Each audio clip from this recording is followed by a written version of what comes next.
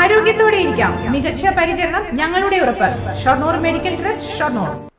കേന്ദ്രം കേരളത്തെ അവഗണിക്കുന്നു എന്നാരോപിച്ചും സാമ്പത്തിക ഉപരോധത്തിനും എതിരെ LDF ഷൊർണൂർ റെയിൽവേ സ്റ്റേഷനിലേക്ക് മാർച്ച് നടത്തി.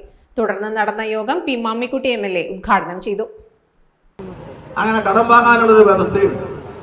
ആ കടം വാങ്ങാനുള്ള വ്യവസ്ഥ പ്രകാരം ഈ പാവപ്പെട്ട തൊഴിലാളികൾക്ക്, സാമൂഹ്യക്ഷേമ സുരക്ഷാ പെൻഷൻകാർക്ക്, അതുപോലെ തന്നെ കൃഷിക്കാർക്ക് നെല്ലിന്റെ വില കൊടുക്കാനൊക്കെ ആവശ്യമായി ഇവർ തരേണ്ട പണം തന്നില്ല എന്ന് വരുമ്പോൾ അത്യാവശ്യം കടം വാങ്ങി ചെലവാക്കാൻ തീരുമാനിച്ചാൽ ആ കടം വാങ്ങാനും പറ്റില്ല എന്ന് പറഞ്ഞാൽ എന്താ? നമ്മളെ മുറ്റത്ത് നിന്ന് തെരുപ്പറക്കുക. എന്താ ചെയ്യേണ്ടത്? നിങ്ങൾ തരുന്ന പണം തന്നില്ല, നിങ്ങൾ പിന്നെ തരാം.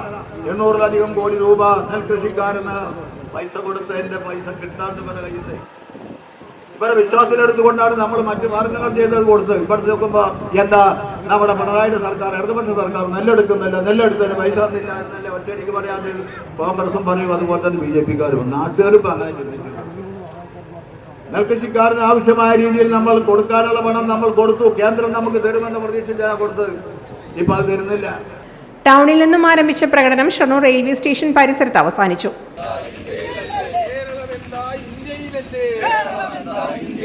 വയനാടെന്താ ഇന്ത്യയിലല്ലേ? വയനാടെന്താ ഇന്ത്യയിലല്ലേ? വയനാടെന്താ ഇന്ത്യയിലല്ലേ?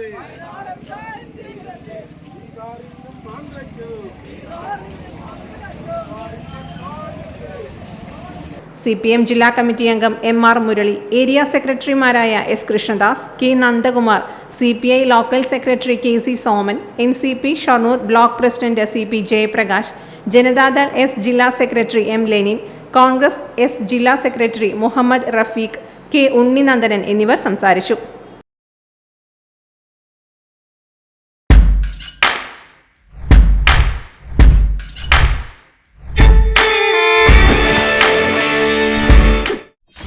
.view ന്യൂസ്, കാഴ്ചകളാണ് ലോകം, കണ്ടു തുടങ്ങുക.